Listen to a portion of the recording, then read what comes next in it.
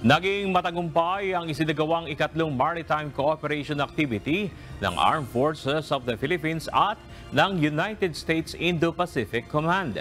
Layon pa rin ang bilateral activity na mapaigting ang commitment ng Pilipinas at ng Amerika sa pagpapanatili ng security at stability sa Indo-Pacific region.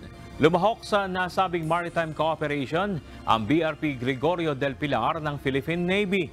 Gayon din ang kanilang AW-109 naval helicopter, habang ginamit naman sa panig ng Estados Unidos ang USS Gabriel Giffords ng US Navy at ang MH-60S Seahawk helicopter.